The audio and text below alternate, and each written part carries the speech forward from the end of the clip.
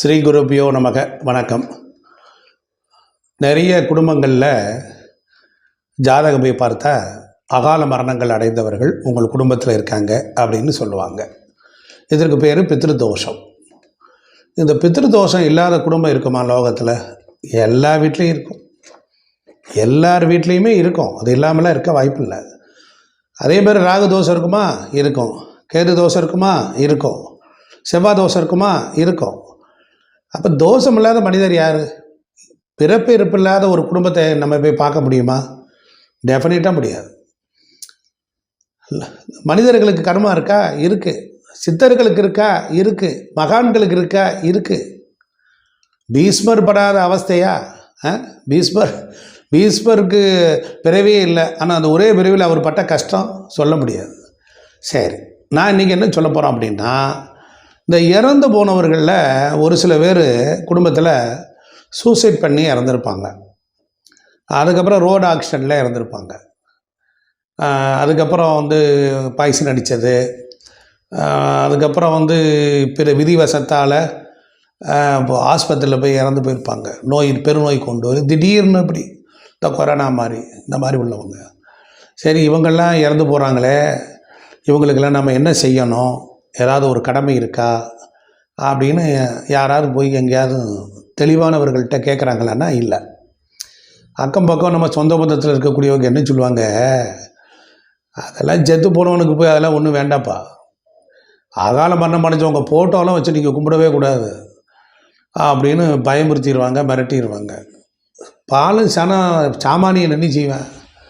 ஐயோ அப்படியா, செத்தவே கழுத்து வச்சு கொண்டு முடிவேன்னாரு வாழ வேண்டியவர்கள். நிறைய குடும்பத்தில் அகால மரணம் அடைஞ்சவங்க இறந்த இடத்துலையும் சுற்றுறாங்க. இன்றைக்கி நிறைய ரோடுகளில் நல்லா போய்கிட்டு இருப்பான், திடீர்னு வண்டி தூக்கி அடித்து மேலேருந்து கீழ் நோக்கி விழுவான். சில கொடூரமான ஆவிகள்லாம் இருக்குது. இப்போ இந்த ஆவிகள்லாம் ஏன் இவ்வளவு கொடூரமானது? இதுக்கெல்லாம் என்ன காரணம் அப்படின்னா, பூமியில் அவங்களுடைய சொந்தங்கள் அவர்களை பற்றி கவலைப்படவில்லை. கவலை பண்ணுமே இல்லையா? பெத்த பிள்ளை பள்ளிக்கூடத்துக்கு போயிருக்கேன், சாப்பிட்டானா சாப்பிடலையா, அங்கே ஏதாவது நல்லா இருக்கானா, உடம்பு திருப்பி வீட்டுக்கு வரும்போது அம்மா பார்க்குறாள்ல, உடம்புக்கு நல்லா இருக்குது, கை கால் அடிப்படலை, பேச்சு கொடுத்துக்கிட்டே வர பையன் சொல்லுவான். அது மாதிரி வாழும் பொழுது கவனிக்கிறீங்க. இறந்தவர்களுக்கு அப்புறம் கூட ஒரு உலகம் இருக்குது. அந்த உலகத்தை பற்றி ஔவையாரே சொல்கிறான். நன்னூல்கள் சொல்லுது, முதுமொழி களஞ்சியம் சொல்லுது, வேதங்களும் கிரந்தங்களும் சொல்லுது, கருட புராணம் சொல்லுது. அகால மரணம் அடைஞ்சவர்கள் எங்கே போவாங்க? அவங்களுக்கு பசிக்குமே, அவங்களுக்கு தாகம் எடுக்குமே, அவங்களுக்கு ஆசாபாசம் இருக்குமே. அப்படின்னா நம்ம பூமியில் உயிரோடு வாழ்றவங்க சொன்னால் அவன் என்ன மயத்துக்கு போய் செத்தான், அவன் எதுக்கே தூக்கு போட்டு சேர்க்குறியான் அப்படின்னு செத்தவனையும் நம்ம வயிறனால நமக்கு என்ன நிறைய போகுது? இறந்தவர்களை பாதுகாக்க தவறியதுக்குன்னு ஒரு குற்றம் இருக்குது. செத்து போனவன்லாம் எங்கே போவான்?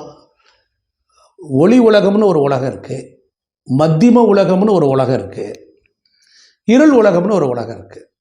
முறையாக பூமியில்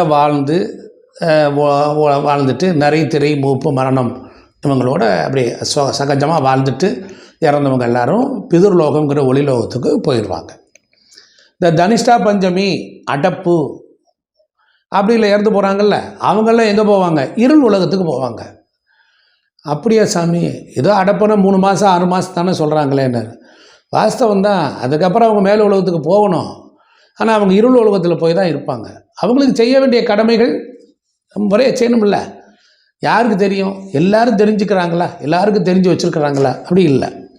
அப்போ இறந்தவர்கள் எல்லாருமே திருக்கைலாயம், வைகுண்டம் அப்படி போகிறாங்களா? 1% கூட கிடையாது. லட்சத்தில் ஒருத்தர், 1 கோடியில் ஒருத்தர் தான் அப்படி போவார். மற்றவர்கள் எல்லாரும் இந்த ஒளி உலகம், மத்தியம உலகம், இருள் உலகத்துக்கு தான் போவாங்க. இப்போ ஒளி உலகத்துக்கு போகக்கூடியவர்கள் பிதுர்கள், அவங்க நம்ம முன்னோர்கள். இப்போ மனிதர்கள் அவர்களுக்கு தர்ப்பணங்கள், சிரார்த்தம், தவசம், படையல் இதெல்லாம் செஞ்சால் ஒளி உலகத்தில் உள்ளவங்களுக்கு போய் சேரும். கரெக்டு. இந்த இருள் உலகத்தில் உள்ளவங்களுக்கு போகுமா அப்படின்னா இதெல்லாம் போகாது. இருள் உலகத்தில் உள்ளவங்களோட நம்ம தொடர்பு கொள்ள முடியாது. அப்போ யார் தொடர்பு கொள்ள முடியும்? அதுக்குள்ள வழி இருக்கான்னு இருக்குது. அதுக்கு தான் இந்த சித்தர்கள், மகான்கள், அருளாளர்கள்லாம் இறப்புக்கு பிறகு அவங்கெல்லாம் மின்மினி பூச்சியாக உருமாறுகிறார்கள். அவர்கள் இரவு நேரத்தில் சில புனிதமான மரங்கள், தெய்வீகமான மரங்கள், தெய்வீக விருட்சங்களில் இரவு நேரத்தில் கொத்து கொத்தாக கூட்டம் கூட்டமாக அப்படியே சுற்றிக்கிட்டே இருப்பாங்க.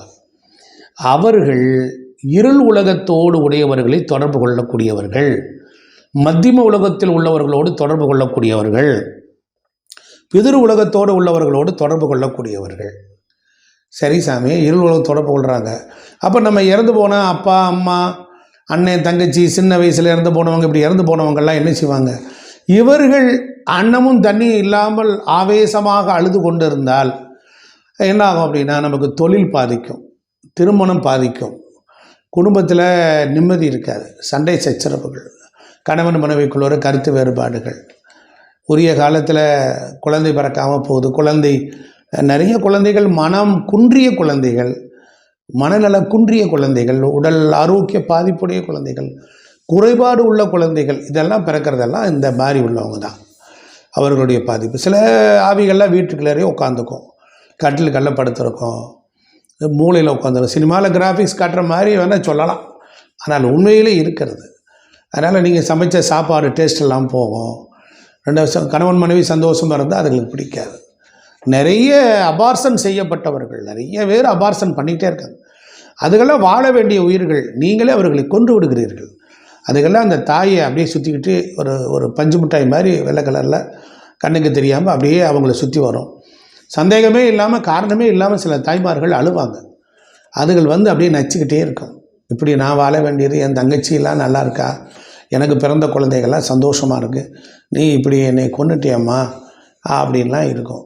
அவங்களுக்காக நாம் வந்து வீடுகளில் ஆடி 18, ஆடிப்பெருக்கு, வரலட்சுமி பூஜை, இந்த மாதிரி பிண்டங்கள் வைத்து அவர்கள் துணி வச்சு அவங்கள நினைச்சிட்டு சாமி கும்பிட்டு அந்த ஆத்மா சாந்தி அடையும். இந்த இருள் உலகம் உள்ளவர்கள் இப்படி அதுலாம் மேலே உலகத்துக்கு நம்ம அனுப்பணும்னா புண்ணியம் குறைவாக இருக்கும். இப்போ புண்ணியத்தை நாம் கொடுக்கணும், புண்ணியத்தை நாம் உருவாக்கணும். அது எப்படி சாத்தியமாக உண்டு? எப்படி சாமியினர்? இந்த இரவு நேரத்தில் நீங்கள் மின்மணி பூச்சி எங்கெல்லாம் சுற்றுதுன்னு பாருங்கள். அந்த மின்மணி பூச்சி இருக்கிற இடத்துக்கு போய் அந்த மரத்தை கண்டுபிடிச்சி அந்த மரத்தை சுத்தப்படுத்தி அந்த மரத்துக்கடியில் ஒரு அரைத்த சந்தனத்தை அரைச்சி அதுக்கு தடவி, மஞ்சள் கிழங்கு அரைச்சி தடவி, அதுக்கு ஒரு வஸ்திரத்தை சாத்தி, சேலையோ புடவையோ ஒரு வேஷ்டியோ தண்ணியில் நனைச்சி அதை சாத்தி, அங்கே சந்தனம் குங்குமம் பொட்டெல்லாம் வச்சு பூ சாத்தி மாலை போட்டு படையெல்லாம் போட்டு பொறி கடலை குழந்தைகள்லாம் அதுங்களுக்கு என்ன பிடிக்குமோ அதெல்லாம் வச்சுட்டு நல்ல தர்ப்பண சக்திகள் உள்ளவர்களை, மந்திரம் தெரிந்தவர்களை அவங்கள கூட்டிகிட்டு வந்து அந்த இடத்தில் இறந்து போனவர்களுக்காக அந்த மரத்தடிகள் பகல் பொழுதில் நல்ல வேலைகள், அதாவது 11, 12 மணிலேருந்து 3 மணிக்குள்ளே உச்சி வேலையில் அங்கே தர்ப்பணம் பண்ணி செய்து அந்த மரத்தடியிலே தர்ப்பணத்தை நீங்கள் அர்க்கிய பாத்தியம்லாம் கொடுத்தீங்கன்னா அந்த மரத்தினுடைய தேவதை அன்று இரவு அந்த மின்மணி பூச்சிகள் அந்த மரத்தில் தான் தங்கியிருக்கும் அந்த மகான்கள்லாம், அவர்கள் அதை எடுத்து கொண்டுட்டு போய் இருள் உலகத்தில் இருக்கக்கூடிய உங்கள் குடும்பத்தில் அகால மரணம் அடைந்தவங்களுக்கு சாப்பாடு தண்ணிலாம் கொடுப்பாங்க. இது மாதிரி நீங்கள் தொடர்ந்து செய்ய இந்த புண்ணியங்கள் காரணமாக அவர்கள் அடுத்த ப்ரமோஷனாக பிதுர்லோகத்துக்கு போவாங்க.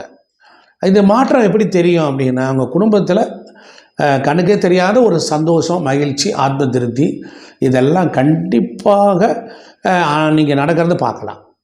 இதெல்லாம் உண்டு. அதுபோல் வில்வ மரத்தடியில் கொடுக்கலாம், அதுபோல் அத்தி மரத்தடியில் கொடுக்கலாம்.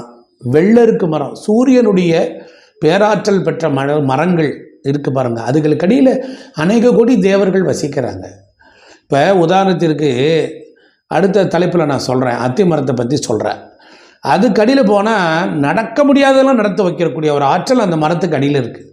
இதெல்லாம் புராணங்கள் சான்று. கடவுள் இதிகாசமாக உபனிஷத்துமா இப்போ இதுக்கு 18 புராணங்கள் வாயிலாக இப்படியெல்லாம் பகவான் வந்து வேதங்களில் இருந்து அப்படியே புலம்பெயர்ந்து நமக்கு வந்து சில நிகழ்வுகளை கதைகளாக காட்டியிருக்காங்க. இதன் மூலமாக மனித இனங்கள் வந்து அதை தெரிந்து கொண்டு அவர்கள் வெற்றி பெறணும் அப்படிங்கிறது தான் நம்முடைய நோக்கம். அதனால் இந்த பூமியில் உள்ளவர்கள் இருண்டுலோகவாசிகளை தொடர்பு கொள்ள முடியாததற்கு இந்த மாதிரி வேலைகளை செய்யலாம்.